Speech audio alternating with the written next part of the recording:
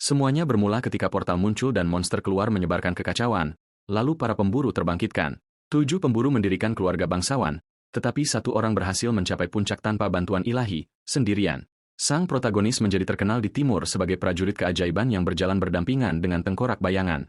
Akan tetapi, keluarga bangsawan dan bintang-bintang segera memutuskan bahwa keberadaannya merupakan ancaman besar bagi tatanan yang sudah mapan. Dengan itu, kita melihat sebuah kota runtuh di lahap api yang mengamuk seolah-olah itu adalah neraka sungguhan. Banyak prajurit yang dikalahkan karena mereka dikirim ke sana hanya untuk menjatuhkan pahlawan yang tak terkalahkan itu. Lalu, keluarga sihir yang terkenal muncul dengan megah dengan spanduk besar di tengah kekacauan itu. Sang protagonis tergeletak di tanah memegang jam tangan yang rusak sementara dia terluka parah dalam kekacauan itu. Dia berjuang untuk bernapas dan wajahnya menunjukkan kelelahan ekstrim dari pertempuran yang melelahkan. Meskipun berlutut dan kehilangan satu lengan, prajurit itu tetap menatap lawan mainnya dengan tatapan datar. Dipenuhi amarah, pemuda itu berteriak menentang penyihir tua bernama Dumitri karena menyebabkan semua kehancuran itu. Musuh duduk di atas singgasana pemberontak, dengan angkuh menyaksikan bencana itu terjadi. Penyihir ini adalah perwujudan dari dewa yang kuat dan dia mengejek nasib malang pemuda yang tidak terlindungi itu. Pemuda itu batuk lemah dan kemudian bertanya mengapa mereka mencoba menyingkirkannya. Dia bertanya apakah masalahnya adalah karena dia tidak memiliki dewa atau karena dia menolak untuk bergabung dengan para bangsawan. Lelaki tua itu tertawa dan membenarkan keduanya dengan mengatakan bahwa para dewa membenci siapapun yang bisa menjadi kuat dengan sendirinya. Lalu, lelaki tua itu menyatakan bahwa Raja Abadi memiliki kekuatan yang menandingi mereka semua dan itu menakutkan yang lain. Pemuda itu menganggap alasan itu sama sekali tidak masuk akal dan tetap menatap tajam ke arah penyihir itu, tetapi lawannya menjelaskan bahwa sihir undead melanggar aturan dunia dan menyinggung tatanan alam.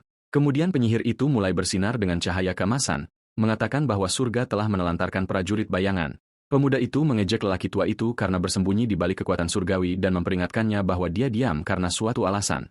Pada saat itu, dia mengangkat tangannya dan energi gelap yang kuat mulai terpancar dari tubuhnya yang babak belur. Banyak tulang yang berserakan di tanah mulai bergetar dan bersinar dengan aura ungu menakutkan yang sama. Puting beliung sihir gelap menyapu area tersebut, menunjukkan bahwa pemburu itu masih memiliki beberapa trik. Dia kemudian merapal teknik rahasia, menciptakan domain keputusasaan yang besar di sekitar musuh yang mengamati. Lelaki tua itu segera menyadari bahwa kemampuan ini menguras roh saat sepasukan kerangka mulai bangkit. Terkesan oleh kekuatannya yang tersisa, lelaki tua itu memutuskan bahwa dia juga akan menggunakan sihirnya yang paling merusak. Penyihir itu memanggil mata besar dewa dan menembakkan sinar keemasan ke tanah. Sang protagonis mendongak, terkejut oleh serangan konyol yang datang langsung untuk menghapusnya dari keberadaan. Pemuda itu segera menyadari bahwa jika penghalang bayangannya tidak dapat menahan dampak, semuanya akan berakhir baginya. Sebuah bola cahaya merah besar meledak dengan energi yang merusak dan dahsyat. Dengan itu, sinar kekuatan menembak ke arah pemburu dengan kecepatan tinggi tanpa ragu-ragu. Bahkan di saat yang tampaknya menjadi momen terakhirnya, pemuda itu tersenyum dan memutuskan untuk mempertaruhkan segalanya pada satu upaya terakhir. Penyihir tua itu terkejut, tidak memahami alasan tersenyum di saat seperti ini. Kemudian sang protagonis memperlihatkan jam saku emas yang dipegangnya di tangan. Dia kemudian menunjuk artefak itu ke mantra, mengatakan bahwa benda itu dapat mengganggu waktu. Sebuah pesan muncul yang mengatakan bahwa objek tersebut akan kembali ke masa lalu karena persyaratan telah dipenuhi. Kemudian cahaya keemasan meletus saat waktu mulai berputar balik bagi prajurit itu. Dia menjelaskan bahwa dia tidak memiliki kekuatan ilahi, tetapi dia menyadari bahwa dia bisa menghadapi musuh. Dengan cara ini, pemburu menggunakan jam tangan untuk menyerap serangan penyihir. Saat lelaki tua itu menonton dengan takjub, Mitri menjadi putus asa dan berteriak, bertanya apa yang sedang dilakukan Raja Abadi. Pemuda itu berkata bahwa dia akan meminjam kekuatan ilahi yang sangat dibanggakan oleh lelaki tua itu. Dengan senyum percaya diri, pemuda itu berjanji bahwa lain kali dia akan menghancurkan keluarga bangsawan. Tepat setelah itu, jarum jam mulai berputar ke belakang dengan cepat. Kemudian cahaya yang sangat terang memenuhi adegan tersebut, membawa kesadaran sang pemburu bersamanya.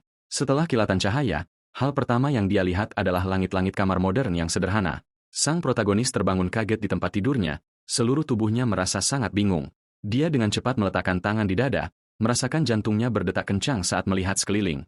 Namun, prajurit itu menyadari sesuatu yang familiar dan mengenali bahwa ini adalah rumah tempat dia biasa tinggal. Tempatnya sama dengan TV, kulkas, dan semua perabotan yang dia ingat. Duduk di tempat tidur, dia melihat jam tangan dan bertanya-tanya apakah rencananya benar-benar berhasil. Dipenuhi amarah, pemuda itu bersumpah untuk membuat penyihir Ditri membayar semua yang terjadi.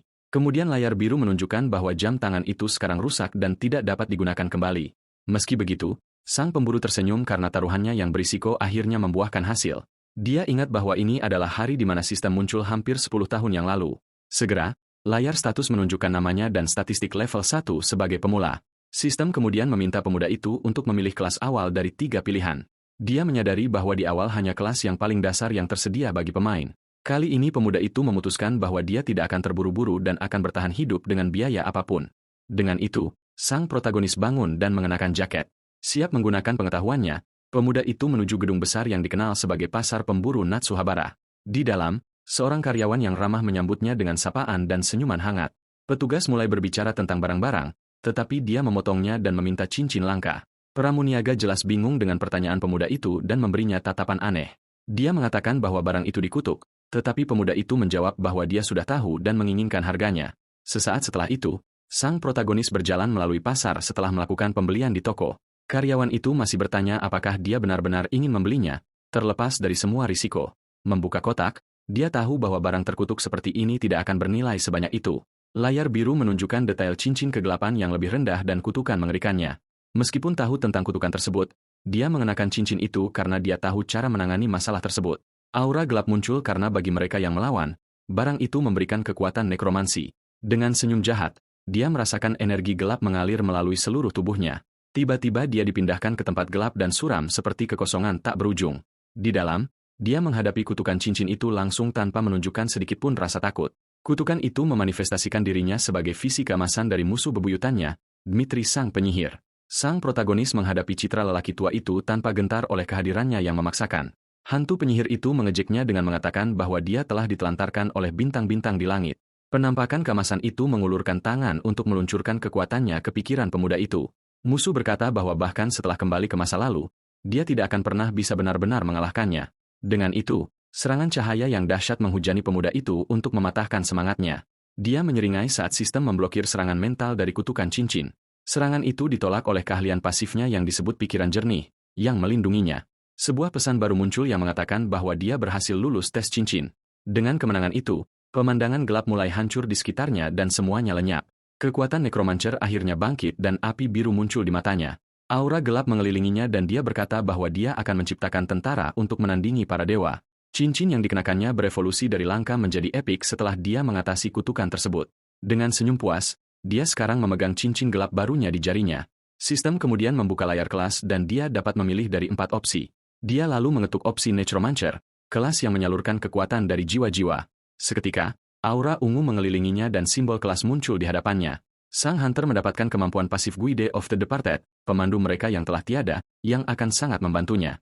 Merasa puas dengan kekuatan barunya, dia berkata bahwa ini adalah awal yang baik. Namun saat melihat layar skill, dia menyadari baru memiliki 2 kemampuan untuk saat ini.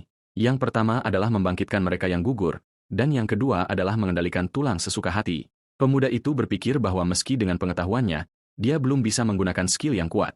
Dia tahu bahwa sekadar mengikuti aturan sistem tidak akan membawanya ke kekuatan maksimal. Menjadi seorang necromancer sepagi ini memang bagus, tapi itu tidak akan cukup baginya. Untuk mengalahkan Mitri, dia akan membutuhkan kekuatan dari Constellation, rasi bintang, kuno. Dengan rencana di kepala, pemuda itu naik pesawat dan melakukan perjalanan ke sebuah pulau terpencil. Tujuannya adalah kuil kuno Chronis yang terkenal, Dewa Agung Waktu. Di sanalah bersemayam para Constellation yang kehilangan cahaya mereka setelah kekalahan melawan Zeus. Para Titan yang menerima hasil tersebut masih bisa bertindak sebagai dewa. Sang prajurit berdiri di depan sebuah kitab batu kuno di tempat itu. Dia ingat bahwa pemilik jam tangan rusak itu adalah salah satu dari dewa yang jatuh ini. Jadi, inilah saatnya untuk menemukan apa yang disebut Constellation yang terperangkap ini. Tanpa ragu, dia menghancurkan jam saku tersebut di atas altar kuno. Cahaya emas yang sangat kuat mulai memancar dari kepingan artefak tersebut. Seketika, tanah berguncang dan pemandangan di sekitarnya hancur total. Pemuda itu dibawa ke sebuah aula besar dengan jendela kaca patri yang indah di latar belakang. Dia melihat sekeliling dan sebuah suara misterius bertanya, "Siapa yang ada di dalam kamar ini?" Sebuah entitas raksasa muncul dengan geram, bertanya siapa yang berani mengganggunya. Namun sang Hunter justru menyeringai, tidak menunjukkan rasa takut pada dewa tersebut. Dia kemudian menyapa Dewa Chronis, raja para Titan yang tahtanya telah direbut. Dewa Waktu menatapnya dengan pandangan serius dan curiga, sementara pemuda itu terus memegang sisa-sisa jam yang membawanya ke sana. Sang Titan kemudian bertanya apakah manusia kecil inilah yang berhasil kembali ke masa lalu. Dengan senyum, pemuda itu mengonfirmasi perbuatannya sambil menunjukkan sisa jam tersebut. Entitas itu memujinya tetapi mempertanyakan mengapa dia dibangunkan dari tidurnya.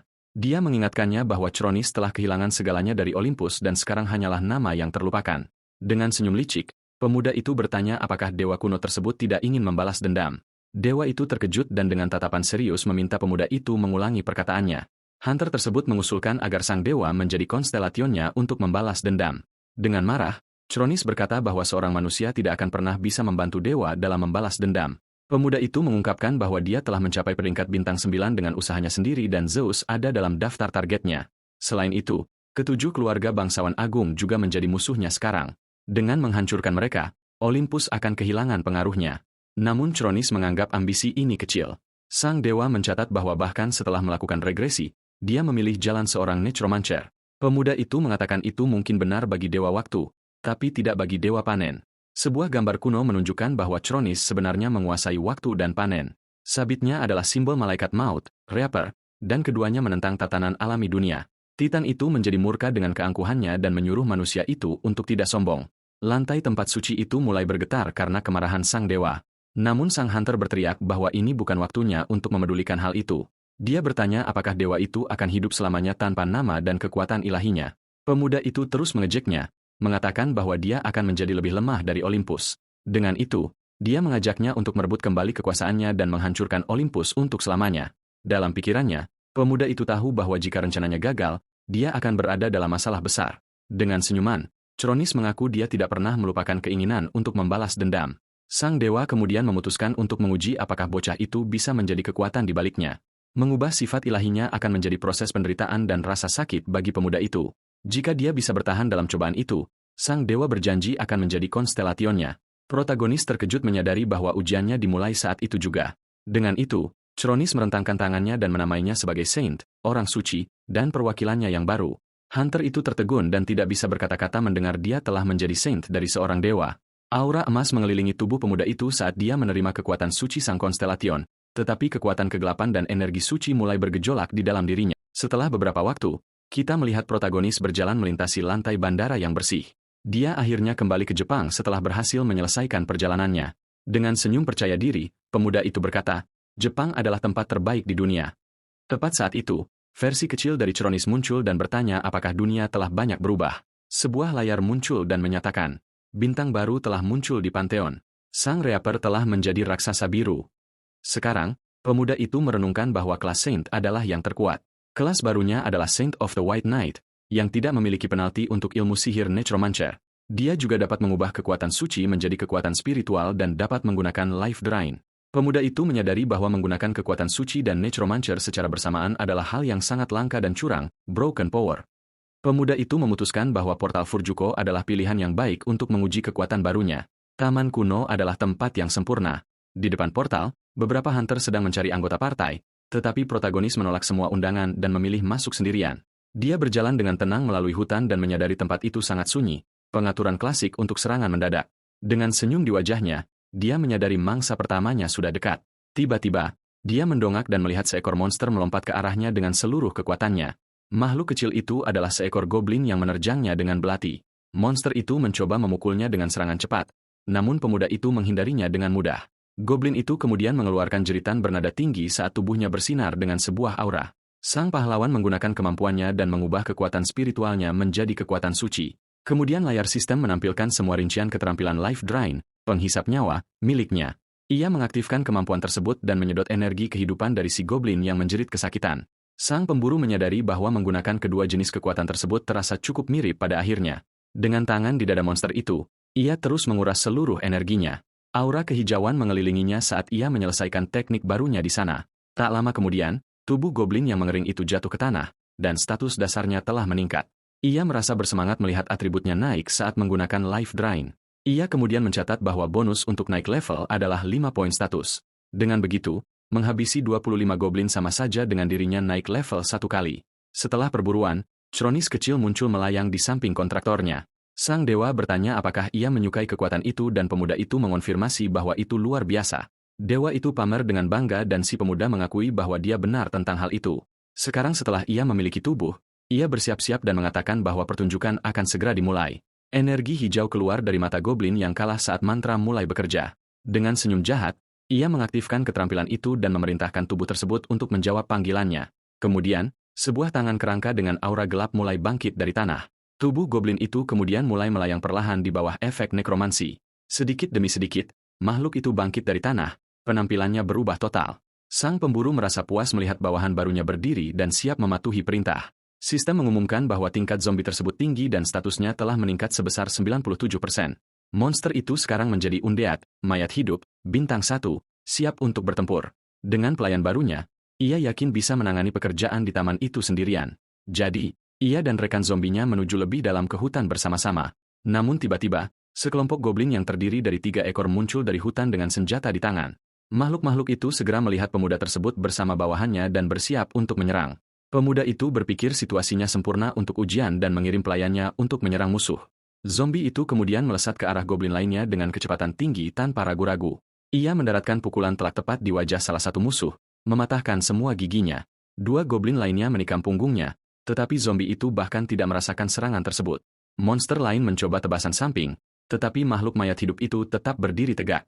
Para goblin ketakutan dan sang pahlawan menjelaskan bahwa menusuk zombie tidak akan menjatuhkannya. Sementara itu, ia memanfaatkan gangguan tersebut dan mencengkram leher salah satu goblin.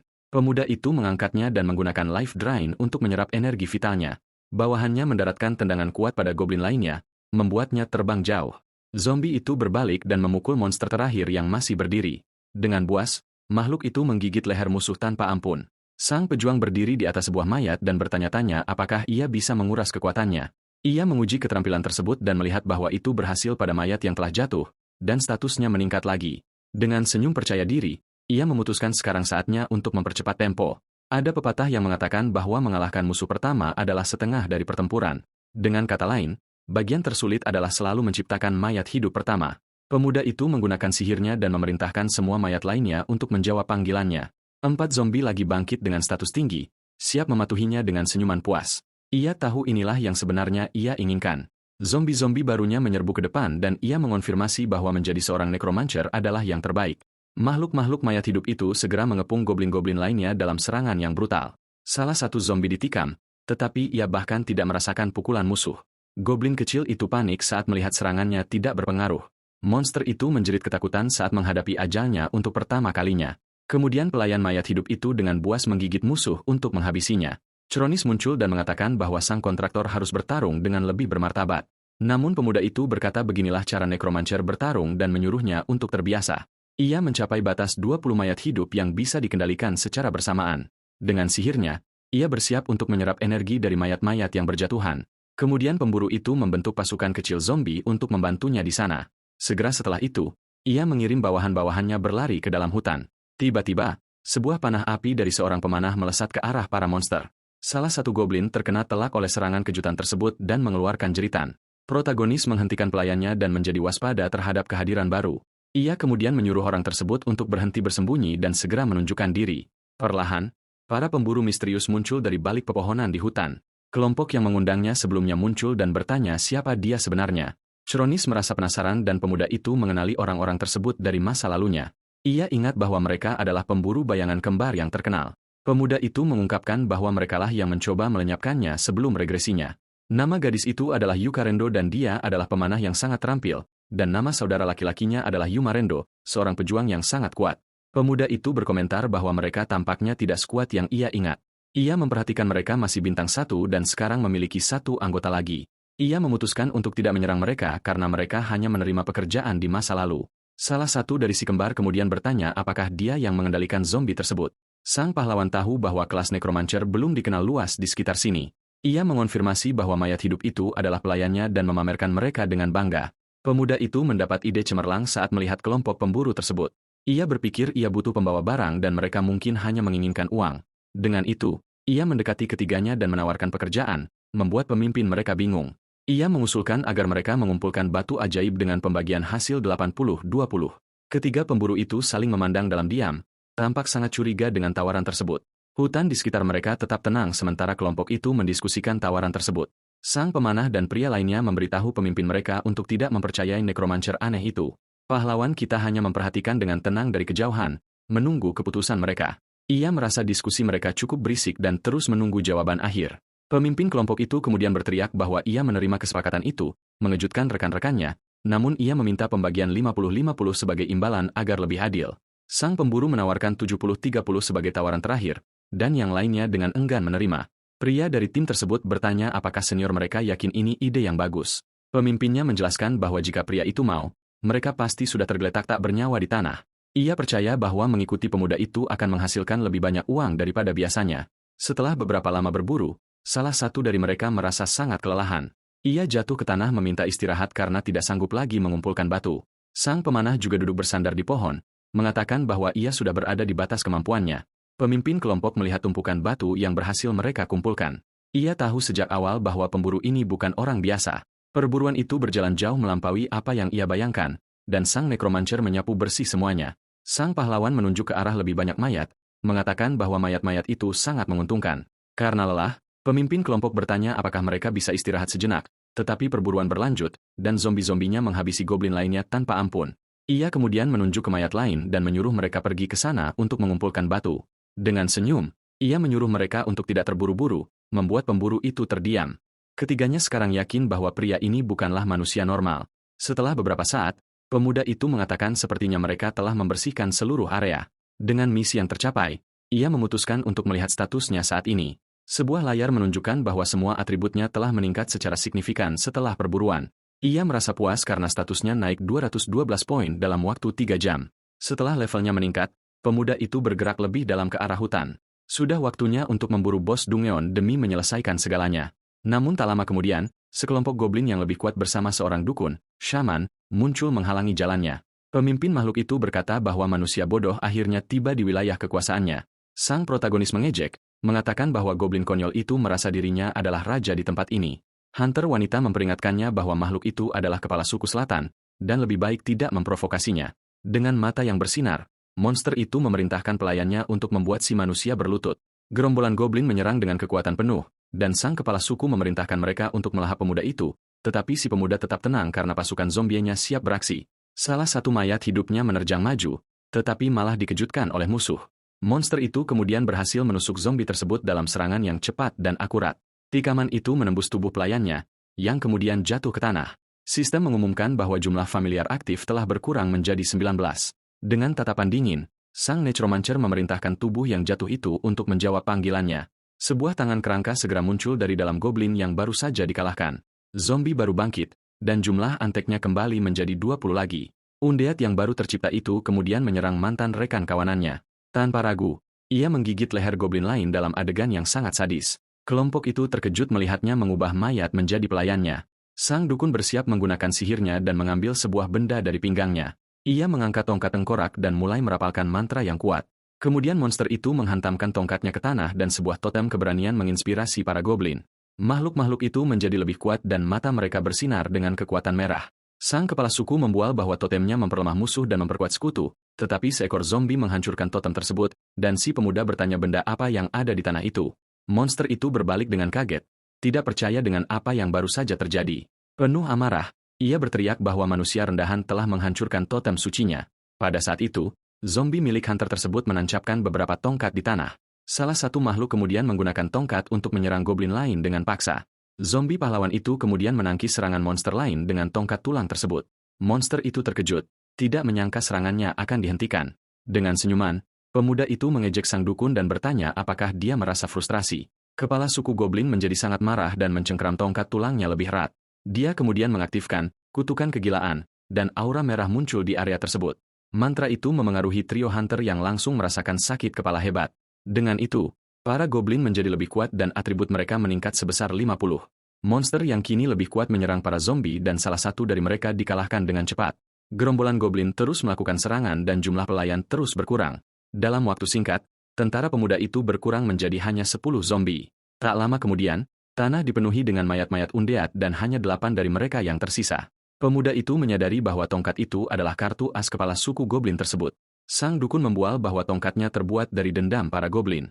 Namun pemuda itu menyadari detail penting dan memahami bahwa senjata itu terbuat dari tulang.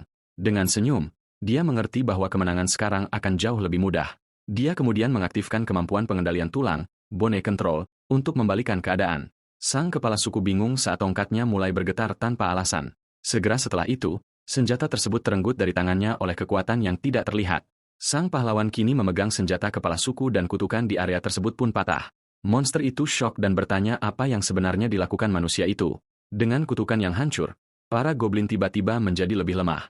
Dia kemudian menggunakan kendali tulang untuk memanipulasi tengkorak pada tongkat tersebut. Pemuda itu mencatat bahwa kecepatan reaksinya lebih baik karena adanya energi dendam. Sambil tersenyum, dia berkata monster itu boleh mengambil kembali senjatanya. Kemudian dia melemparkan tongkat itu dengan kekuatan penuh ke arah kepala suku yang terperanjat. Makhluk itu membeku ketakutan, tidak mampu bereaksi terhadap serangan itu. Tongkat itu kemudian menembus dada si goblin dengan kekuatan yang luar biasa. Monster itu menunduk dan melihat tengkorak senjatanya sendiri tertancap di dadanya. Ia jatuh ke tanah tak bernyawa, dan si pemuda menggunakan life drain pada tubuhnya karena ia adalah seorang bos. Kekuatan yang dia serap jauh lebih besar dari biasanya. Tiba-tiba, sang protagonis berbalik dengan ekspresi sedikit terkejut di wajahnya. Kemudian, kelompok hunter menatap balik pemuda itu, tidak mengerti apa-apa. Dia kemudian berlutut dan mulai mengumpulkan darah kepala suku goblin ke dalam botol. Dia lupa bahwa life drain hampir menghabiskan seluruh darah monster yang jatuh itu. Dengan itu, dia menyerahkan pembersihan sisanya kepada trio tersebut, dan sang pemimpin dengan ragu setuju. Para hunter menatap lapangan yang penuh dengan mayat, merasa tidak percaya dengan semuanya. Tak lama kemudian adegan berubah dan kita kembali ke kota yang sangat modern. Kemudian kaki pemuda itu akhirnya melangkah keluar dari portal biru yang terang. Dia sekarang kembali ke dunia nyata setelah menyelesaikan misinya di Dungeon. Trio itu mengikutinya keluar dengan wajah lelah dan membawa ransel besar. Kerumunan orang terkejut dengan jumlah batu sihir yang dibawa dan ragu bahwa itu hanya dilakukan oleh mereka berempat. Pemuda itu memberi selamat kepada trio tersebut dan menyarankan untuk menjual batu-batu itu di sebuah toko di Natsuabara. Namun sang pemimpin mengatakan bahwa untuk harga yang adil, lebih baik mereka menjual bahan-bahannya sendiri. Sang pahlawan mempertanyakan apakah dia bisa mempercayai orang yang baru saja dia temui hari ini. Kelompok itu merasa kesal, tetapi dia berkata itu hanya lelucon untuk menggoda mereka. Dia kemudian bertanya menurut mereka berapa banyak yang akan mereka hasilkan, dan jawabannya adalah 6 juta. Pada saat itu, pemuda tersebut mengambil tongkat tengkorak dari ransel mereka. Dia berkomentar bahwa senjata itu mungkin akan dihargai murah dan sang pemimpin tidak mengerti. Tongkat itu dikutuk dan hanya untuk pendeta, memberikan kekuatan spiritual dan kebingungan. Pemuda itu menjelaskan bahwa pendeta tidak bisa menggunakan kekuatan spiritual sehingga itu tidak berguna bagi mereka. Dengan itu, dia memutuskan akan menyimpan tongkat tersebut dan sang pemimpin sangat terkejut. Pemuda itu mengonfirmasi dan meminta mereka memotong nilainya saat mereka menyelesaikan perhitungan, tetapi sang pemimpin menolak karena mereka tidak akan pernah mendapatkan item itu dengan usaha sendiri. Sang pahlawan bertanya apakah dua orang lainnya setuju dan mereka menjawab bahwa mereka mengikuti pemimpin mereka sambil tersenyum. Dia berpikir bahwa itulah tepatnya yang dia sukai dari tim tersebut. Dia mengatur agar mereka masuk ke Dungeon lagi dan kelompok itu menerimanya dengan antusias. Keesokan harinya, mereka memasuki taman kuno lagi untuk perburuan lainnya. Sang protagonis menyaksikan zombienya mengalahkan goblin lain dengan mudah. Dengan tatapan serius, dia berbalik ke arah kelompok itu dan bertanya apakah mereka masih sanggup lanjut. Trio itu tergeletak di tanah karena kelelahan, dikelilingi oleh mayat dan batu sihir. Pemimpin kelompok mengatakan dia tidak tahan lagi dan tas mereka sudah penuh. Jadi, pemuda itu menyuruh mereka untuk pulang lebih dulu, dan hunter itu setuju dengan perasaan lega. Sang protagonis, yang kini sendirian, terus berjalan menembus hutan bersama pasukannya.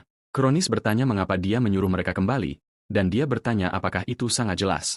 Dia menjelaskan bahwa dia tidak ingin ada orang yang melihat apa yang akan terjadi mulai dari sini dan seterusnya. Dengan itu, dia menuju ke bagian utara taman kuno, tempat yang lebih gelap. Vegetasi di sana lebih padat, dan atmosfernya jauh lebih berat daripada bagian portal lainnya. Tiba-tiba, beberapa mata merah bersinar dari dalam semak-semak hutan itu. Sekelompok manusia katak, frogman, dengan tombak melompat ke arah pemuda itu untuk menyerangnya. Dia kemudian memerintahkan pasukan zombienya untuk maju, dan pertempuran besar pun dimulai. Salah satu anteknya menggigit salah satu manusia katak dengan keras, mengisinya dengan racun. Monster lain melihat rekannya yang jatuh dengan kaget dan teralihkan sejenak. Seekor zombie menusuknya dari belakang, tetapi manusia katak itu berhasil membalas serangan. Jumlah pelayan mulai berkurang karena makhluk-makhluk ini jauh lebih kuat. Manusia katak terbukti menjadi lawan yang sangat sulit dan menyulitkan para zombie. Sang pahlawan mengerti bahwa mereka memiliki statistik yang lebih tinggi daripada para goblin, jadi itu masuk akal. Dia kemudian menggunakan pengendalian ramuan, potion control, dan melemparkan tongkat tulangnya dengan sihir. Benda itu mengenai salah satu manusia katak dan layar sistem segera terbuka. Tubuh makhluk itu menjadi berminyak seluruhnya dan ia tersenyum dengan cara yang sangat menjijikan. Pemuda itu merasa agak terganggu dengan reaksi aneh monster katak tersebut. Kemudian, ia mendaratkan tendangan kuat ke arah musuh untuk menguji kemampuan barunya. Tongkatnya meningkatkan kerusakan tusukan, piercing damage, dengan kekuatan spiritual yang dialirkan ke dalamnya. Dengan itu, si pemuda bersiap untuk menghabisi sisa musuh di sana. Ia menggunakan pengendalian tulang, bone control, untuk meluncurkan beberapa pasak ke arah manusia katak tersebut. Ia menyadari bahwa menggerakkan tongkat dan menciptakan zombie menghabiskan banyak kekuatan spiritual. Setelah kata-kata itu dikalahkan, ia bersiap menggunakan nekromansinya pada mayat-mayat tersebut. Ia merasa sedikit lelah, tetapi tahu ia masih bisa menanganinya.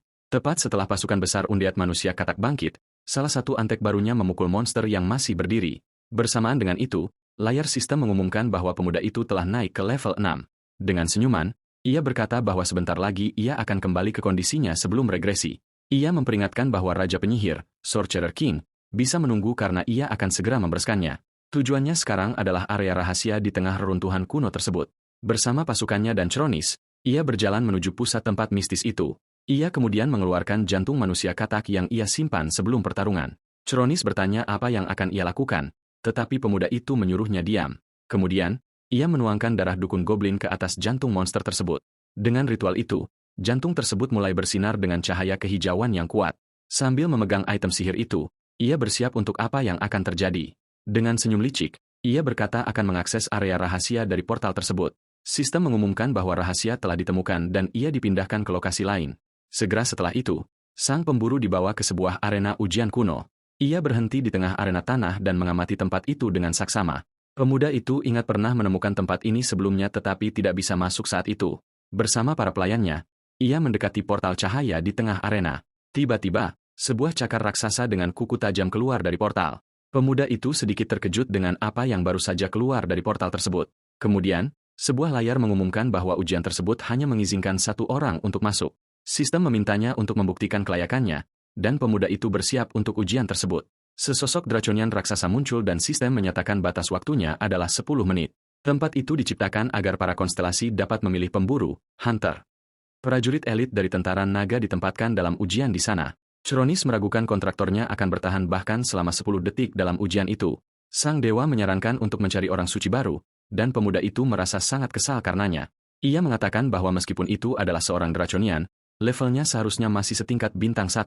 Makhluk itu kemudian menghentakkan kakinya dengan keras ke tanah, bersiap untuk bertempur.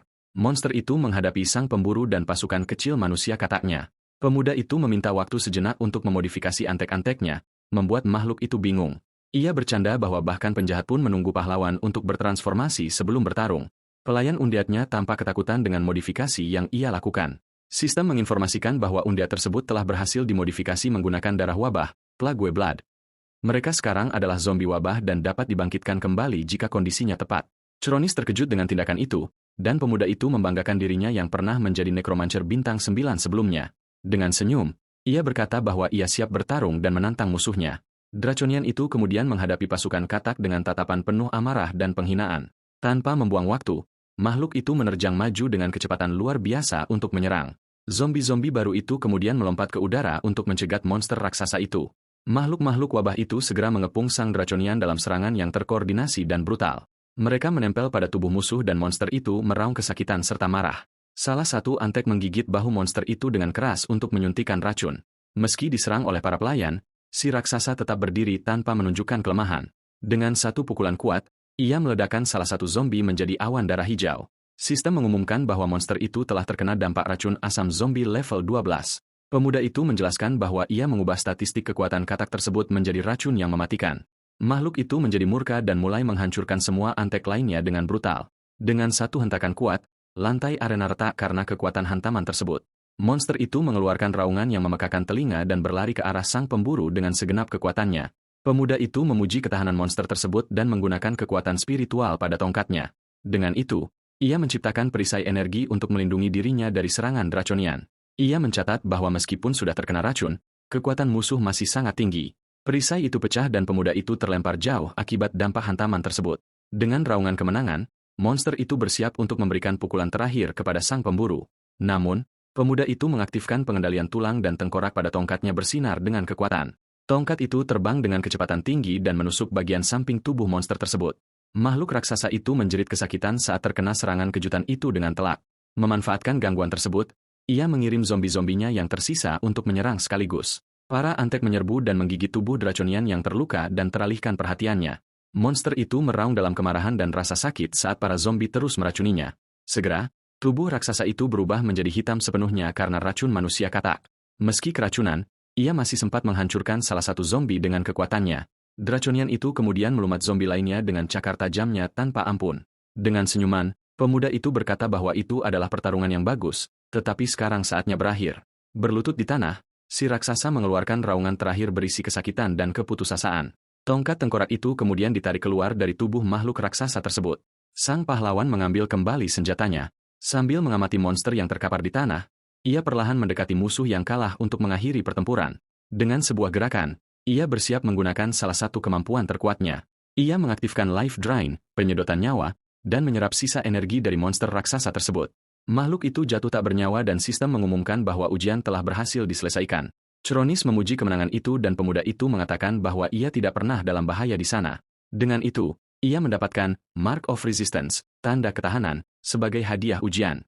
Ia tersenyum puas karena tanda pasif baru itu adalah kekuatan tingkat tinggi. Pemuda itu menatap mayat tersebut dan berkata bahwa hadiah yang sebenarnya adalah sesuatu yang lain di sana. Chronis bertanya apa yang akan ia lakukan dan pemuda itu bersiap menggunakan sihir. Ia berpikir bahwa untuk menciptakan undiat yang baik, ia akan membutuhkan peralatan. Adegan berubah dan kita sekarang berada di kota Sidama pada hari yang cerah. Sang pemburu berhenti di depan sebuah gudang tua dengan tatapan bertekad. Ia berkomentar bahwa tempat itu tidak berubah sama sekali sejak sebelum regresinya. Tiba-tiba ledakan api terjadi di dalam gudang, mengejutkannya. Pemuda itu terbatuk sedikit karena asap dan berkata bahwa pada akhirnya, hal itu pun tidak berubah. Kemudian seorang pemuda berambut terang juga terbatuk di sisi lain asap. Dengan senyum di wajahnya, sang nekromancer tahu ia telah menemukan orang yang tepat. Alkemis muda itu muncul dari asap, tidak mengerti apa yang sedang terjadi. Dia adalah Kenya Shinyani, alkemis terhebat di seluruh Jepang pada masa itu. Sang pahlawan mendekat dan bertanya apakah pemuda itu punya waktu untuk bicara. Ia memperkenalkan dirinya sebagai Ryoga dan meminta izin untuk menggunakan peralatan alkimia. Sang alkemis tampak kesal dengan permintaan tiba-tiba dari orang asing itu, tetapi pemuda itu berkata bahwa itu tidak akan merugikan jika ia meminjamnya. Ia mengungkapkan bahwa ia tahu tentang penelitian ramuan penyembuh tingkat menengah. Dengan itu, ia menawarkan bantuan, membuat sang alkemis sangat bingung. Di dalam laboratorium, kita melihat berbagai peralatan dan tabung reaksi berwarna-warni. Di atas meja, terdapat sebuah kuali alkimia besar yang mendetail. Sang alkemis terkejut dan bertanya-tanya bagaimana Ryoga bisa menstabilkan ramuan tersebut. Sang pahlawan menjelaskan bahwa Kenya baru akan menyadarinya sendiri dalam beberapa tahun ke depan. Sambil tersenyum, ia mengambil pisau bedah dan bertanya apakah yang lain ingin mengujinya. Tanpa ragu, pemuda itu menyayat lengannya sendiri dengan bilah tajam tersebut. Segera setelah itu, ia menuangkan cairan merah dari ramuan itu ke lukanya. Luka itu sembuh seketika, dan ia menunjukkan lengannya yang telah pulih dengan tampang sombong. Dengan senyuman, sang alkemis kagum dengan kekuatan ramuan itu. Ia bertanya apakah itu benar-benar berhasil dan memuji hasil yang luar biasa tersebut. Ilmuwan muda itu mencoba meraih tabung reaksi untuk menganalisisnya lebih baik, tetapi sang nekromancer menjauhkan item itu darinya dengan seringai. Ia bertanya apakah yang lain penasaran dengan formulanya, dan Kenya dengan cepat mengonfirmasi dengan tatapan penuh semangat. Pemuda itu kemudian meminta orang tersebut untuk membalas budi kepadanya. Ia mengusulkan agar mereka bekerja sama dan berjanji akan mengajarkan resep-resep baru. Sebagai imbalannya, pembagian keuntungan adalah 60-40 untuk si pemuda.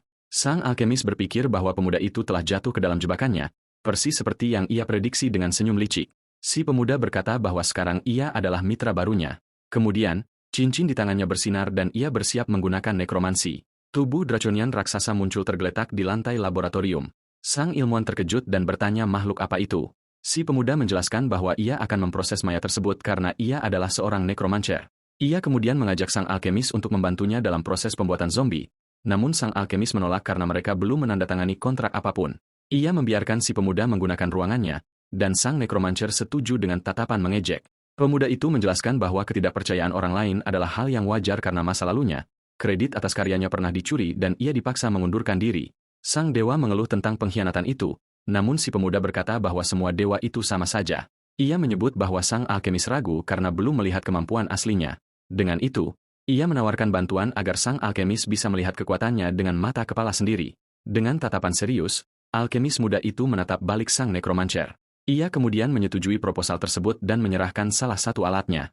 Sang pahlawan memintanya untuk mencairkan 5 batu mana dalam proporsi yang tepat.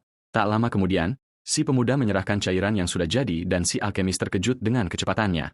Sang nekromancer memuji bakatnya, sementara si alkemis bertanya-tanya apa yang akan ia lakukan.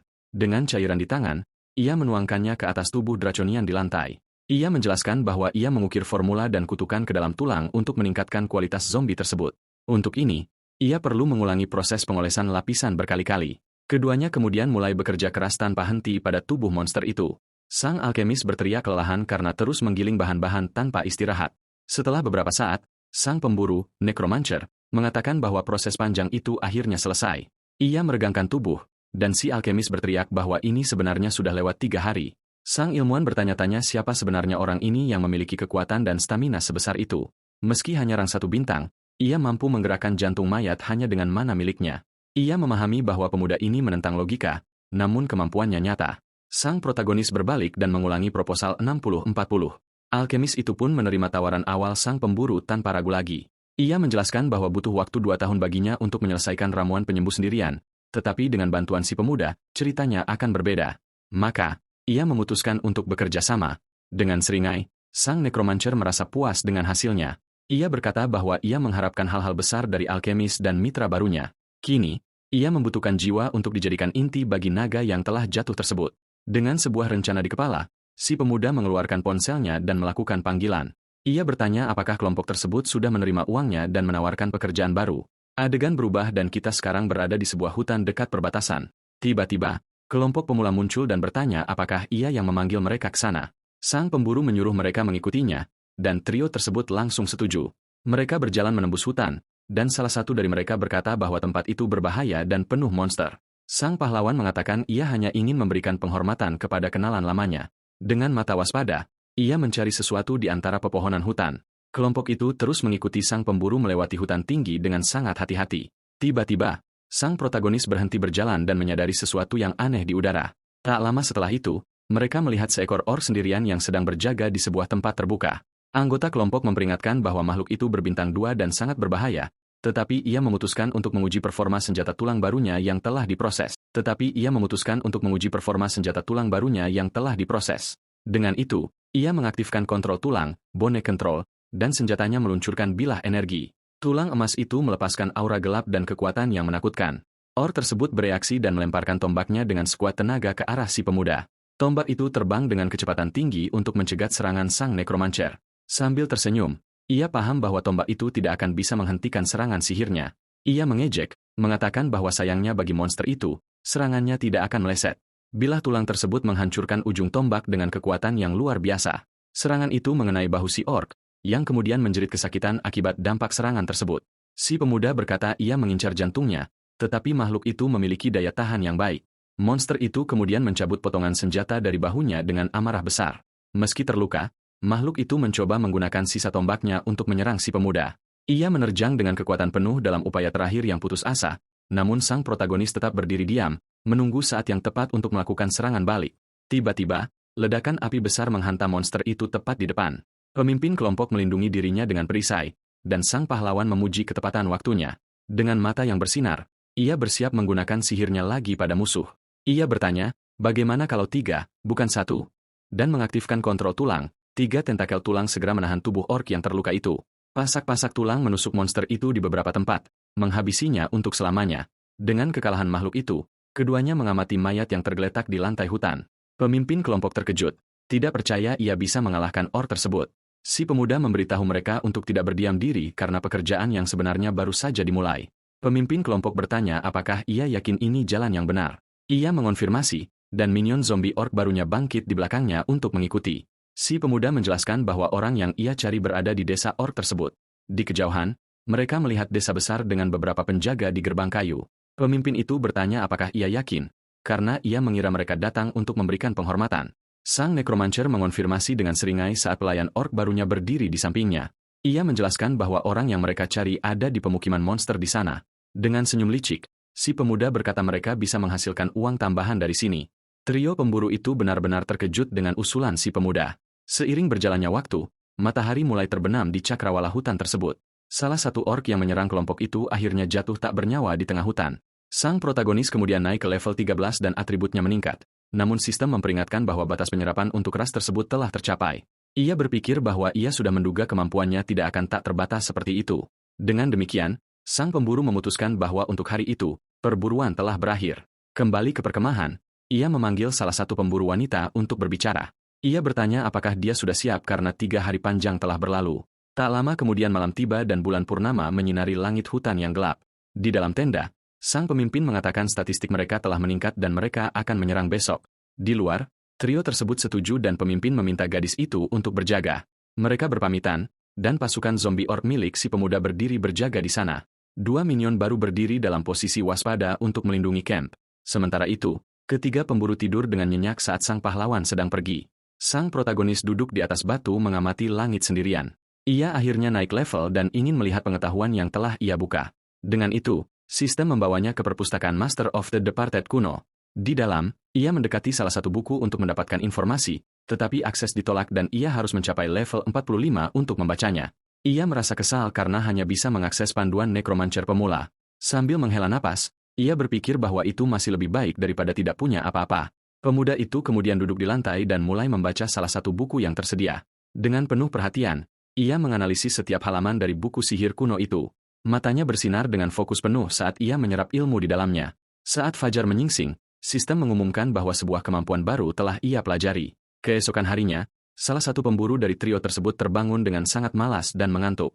Namun, ia segera membuka matanya, terkejut oleh sesuatu yang tiba-tiba muncul di hadapannya. Salah satu zombie orc milik sang protagonis sedang menatapnya dari jarak dekat dengan mata yang bersinar. Pemuda itu ketakutan dan melompat mundur saat sang pahlawan menyuruhnya untuk segera bangun.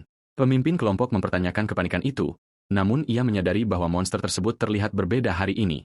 Dengan senyuman, pemuda itu mengatakan bahwa ia baru saja melakukan beberapa peningkatan kecil pada pelayannya.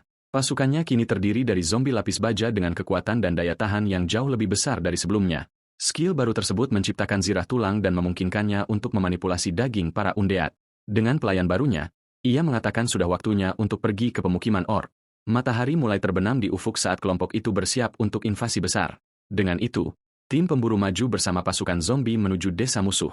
Mereka akhirnya tiba di pemukiman orc yang tampak seperti benteng besar. Dari atas menara, salah satu penjaga melihat kelompok tersebut dan membunyikan alarm invasi. Beberapa orc dengan tombak berkumpul di dalam gerbang, siap mempertahankan tempat itu. Namun, sang necromancer merentangkan tangannya dan bersiap untuk menggunakan kendali tulang miliknya. Tiba-tiba, sebuah ledakan energi yang kuat menghancurkan gerbang kayu menjadi berkeping-keping. Para penjaga yang ada di sana terlempar jauh oleh kekuatan serangan sihir tersebut. Sambil tersenyum, ia memegang tombak tulang dan menyuruh para monster untuk berhenti berisik. Tiba-tiba, seekor orc raksasa dengan kapak muncul dari dalam asap ledakan. Makhluk itu mengeluarkan raungan ganas saat bersiap untuk menyerang kelompok penyerbu. Dari atas tembok, beberapa pemanah orc muncul dan menyiapkan busur mereka untuk menembak. Hujan panah kemudian ditembakkan ke arah para pemburu tanpa ampun. Pemimpin kelompok kemudian menggunakan perisai energi untuk melindungi semua orang dari serangan tersebut. Pemanah tim juga bersiap dan busur silangnya mulai bersinar dengan api. Ia kemudian menembakkan panah api yang berlipat ganda dan mengenai beberapa musuh. Salah satu monster terkena tepat di dada dan menjerit kesakitan akibat serangan api tersebut. Sang pahlawan tersenyum dengan Chronis di sampingnya dan mengatakan bahwa itu tidak buruk sama sekali karena mereka baru saja dimulai. Dengan itu, segerombolan orc menyerbu ke arah penyerbu untuk menghancurkan mereka. Pemuda itu kemudian memerintahkan pasukan zombie lapis bajunya untuk maju bertempur. Salah satu pelayannya melesat maju dan mendaratkan pukulan kuat ke wajah musuh. Kemudian zombie itu menembakkan seberkas energi biru yang mengenai salah satu monster dengan telak. Dengan senyuman, ia merasa hasilnya lebih baik dari yang diharapkan dan mengatakan bahwa membaca buku itu sangat berharga. Orc lainnya benar-benar ketakutan melihat kekuatan musuh baru mereka.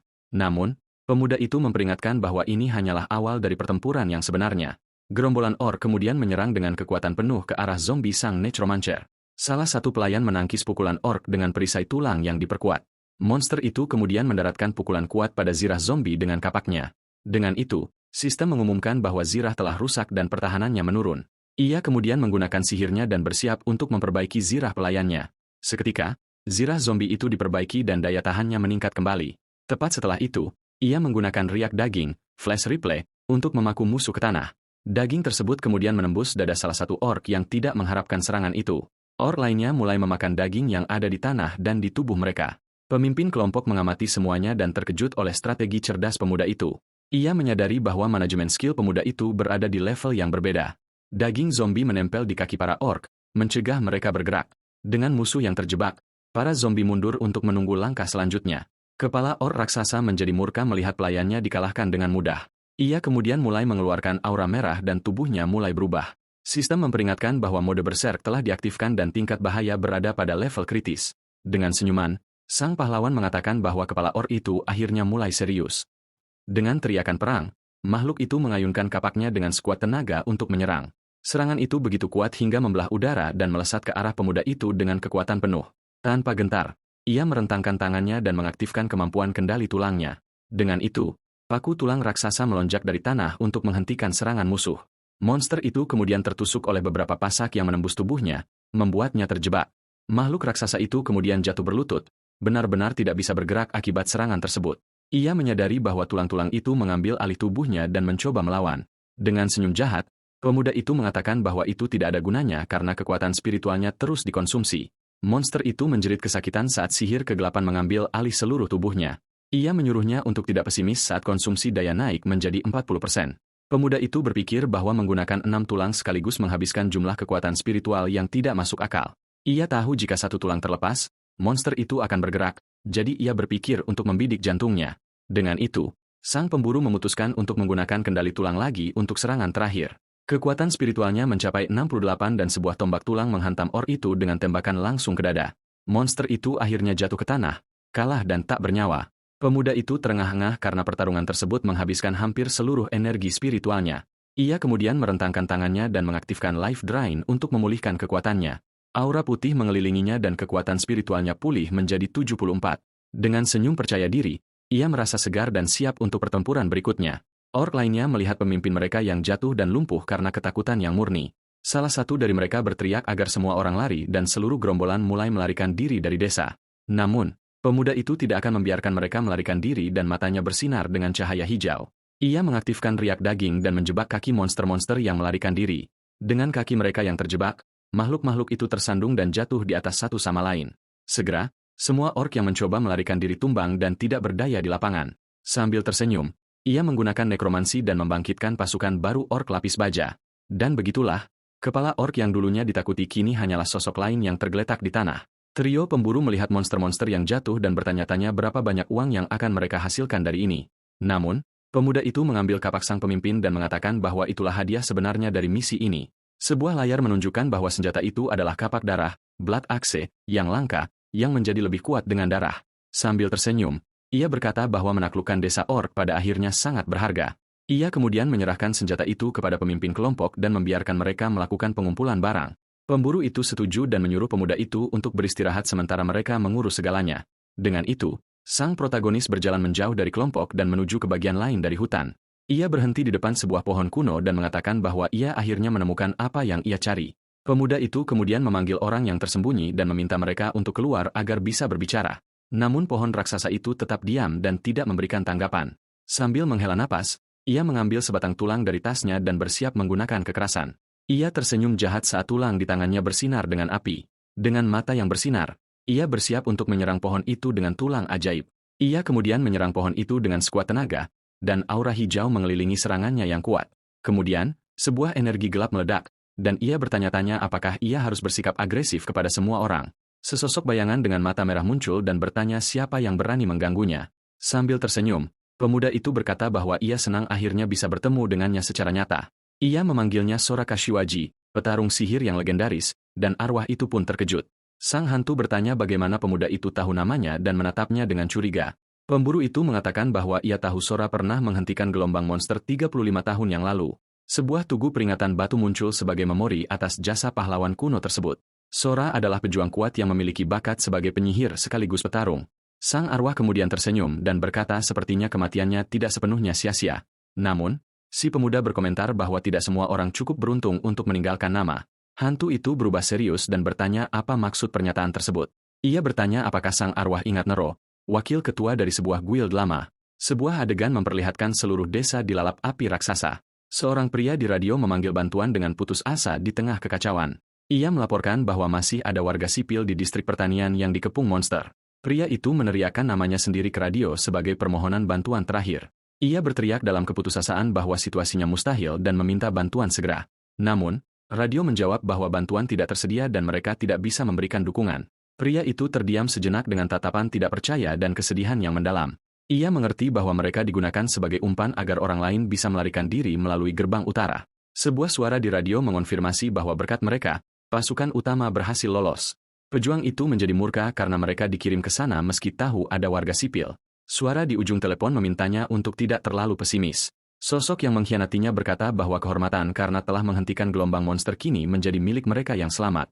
Dipenuhi amarah, pria itu membanting radio ke tanah karena, jika kau hidup, kau adalah pahlawan. Seekor monster kemudian melompat ke arah warga sipil yang terjatuh untuk menghabisinya. Namun, pejuang itu menggunakan sihir hitam dan menyelamatkan orang tersebut. Ia terus bertarung untuk membuka jalan menembus kekacauan dan api. Pria itu memerintahkan anak buahnya untuk melindungi warga sipil dan melarikan diri dari tempat itu. Rekan-rekannya ragu sejenak, tampak sangat mengkhawatirkannya. Ia lalu membentak marah bahwa itu adalah perintah dan menyuruh mereka segera pergi. Sang arwah menjelaskan bahwa pria yang menjebaknya hingga tewas justru menjadi pahlawan besar. Dengan begitu, semua catatan terkait dirinya dihapus sepenuhnya dari sejarah. Sang protagonis berkata ini tragis karena orang yang meninggal dunia kemuliaannya dicuri. Hantu itu menjadi geram dan menyuruh si pemuda berhenti bertele-tele dan langsung ke intinya. Sambil menyeringai, si pemuda menawarkan bantuan kepada pahlawan kuno itu untuk membalas dendam. Hantu itu menatapnya, mata merahnya bersinar dengan kebencian dan kecurigaan. Si pemuda mengusulkan agar mereka membentuk kontrak agar ia menjadi undead yang kuat. Arwah prajurit kuno itu terus menatapnya dalam diam. Dipenuhi tekad, sang necromancer mengulangi tawaran itu dan mengajaknya bergabung sebagai pelayan. Kemudian cincin di tangannya bersinar dengan energi nekrotik kehijauan yang kuat. Ia memperlihatkan tubuh draconian dan mengatakan bahwa ia telah menyiapkan wadah untuk arwah tersebut. Hantu itu melihat tubuh monster tersebut, tampak sangat mempertimbangkan tawaran itu. Arwah itu mengakui bahwa dalam kondisinya saat ini, ia bahkan tidak terpikir untuk membalas dendam pada musuh-musuhnya. Ia kemudian menerima tawaran tersebut, namun memberikan satu syarat untuk mengesahkan kesepakatan. Ia akan menolak tindakan apapun yang membahayakan orang yang tidak bersalah. Si pemuda berpikir bahwa syarat itu sama seperti sebelumnya dan hati sang pahlawan tidak berubah, persis seperti yang diharapkan dari seorang pahlawan sejati. Ia berpikir dengan senyum kagum. Dengan itu, si pemuda menyetujui syarat tersebut dan berjanji tidak akan melanggar kesepakatan.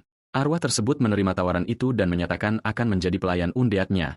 Sistem mengumumkan bahwa ia telah memperoleh roh terikat bumi, Soku Kashwaji. Ia ingat bahwa sebelum regresi, kembali ke masa lalu, ia mengubah arwah itu menjadi Dread Knight. Pemuda itu bertanya-tanya apa yang akan terjadi jika ia memberinya tubuh yang kuat sejak awal. Kronos memuji tubuh draconian itu, menyebutnya sebagai mahakarya sejati. Sebuah layar menunjukkan status pelayan baru, yang kini menjadi Eldritch Dragon yang belum sempurna. Si pemuda bersemangat karena sifat Magic Fighter tidak ada pada Skeleton Knight. Layar menjelaskan bahwa sifat tersebut menggabungkan bakat penyihir dan ahli bela diri. Ia kemudian bertanya kepada pelayan barunya bagaimana rasanya berada di tubuh naga. Makhluk itu meregangkan tubuh dan berkata bahwa tubuh ini lebih rendah daripada tubuh yang ia miliki saat hidup. Sang pemburu mengerti bahwa pelayannya belum sempurna karena formula kutukan yang digunakan, tetapi ia tersenyum puas karena ini adalah awal yang jauh lebih baik dari sebelumnya. Dengan pelayan barunya, ia berbalik dan keduanya mulai berjalan meninggalkan desa. Tiba-tiba, makhluk itu menghentikannya, keberatan dipanggil pelayan dengan nada kesal. Naga itu menyusut ukurannya dan berdiri dengan tangan bersilang tampak marah. Sang pahlawan bertanya apa yang terjadi dan pelayan itu berkata dia tidak suka dipanggil pelayan. Si pemuda menyarankan penggunaan nama aslinya, tetapi makhluk itu berkata dia sudah membuang namanya. Ia berpikir pelayannya ini cukup merepotkan dan kepribadiannya banyak berubah. Naga itu meminta nama yang mengintimidasi lawan tetapi tidak bisa memikirkan nama yang bagus. Si pemuda menyarankan Fafner, Black Dragon, dan Tiamat, tetapi makhluk itu menolak semuanya. Karena kesal, ia menyuruh pelayannya memanggil dirinya sendiri Orochi, dan makhluk itu langsung menolak lagi. Sang pemburu bertanya-tanya apakah ia harus memukulnya saja, dan naga itu mencibir meremehkan, tetapi makhluk itu berubah pikiran dan berkata, nama pertama, Fafner, sudah cukup bagus. Si pemuda menghela napas lelah, dan setuju memanggilnya begitu sebelum berbalik pergi. Fafner baru itu menghentikannya lagi dan mengeluh bahwa dia praktis tidak punya pakaian sekarang. Ia kemudian melihat sekeliling desa orc mencari sesuatu untuk dipakai. Makhluk itu mengambil sepotong kain dari tenda untuk digunakan sebagai pakaian. Si pemuda bertanya-tanya apakah ini memang kepribadian asli pahlawan kuno itu selama ini. Adegan kembali ke laboratorium dan sang alkemis berteriak saat melihat sesuatu yang aneh di malam hari. Ia menjadi bersemangat dan berkata tubuh yang ada di dalam larutan itu sekarang bergerak. Fafner berkata ia telah mendapatkan jiwa dan ilmuwan itu menjadi gila ingin mempelajarinya dari dekat. Naga itu menganggap pria itu aneh dan bertanya apakah ia boleh memukulnya, tetapi si pemuda melarangnya. Dengan tatapan serius, sang protagonis kemudian menarik perhatian mitra barunya. Ia memberitahu ketiganya bahwa mereka akan kembali ke Tokyo untuk merapikan barang-barang, dan kelompok itu setuju. Kembali ke laboratorium, pemuda itu bersiap menggunakan keahlian necromancernya. Dengan sihirnya, ia mulai mengerjakan tubuh Chief Orc yang ia kalahkan sebelumnya. Ia duduk dan merenung apa yang harus ia lakukan dengan tubuh monster itu. Kini, si makhluk dan ilmuwan memperhatikan pemuda itu, menunggu untuk melihat apa yang akan ia ciptakan dengan senyum licik.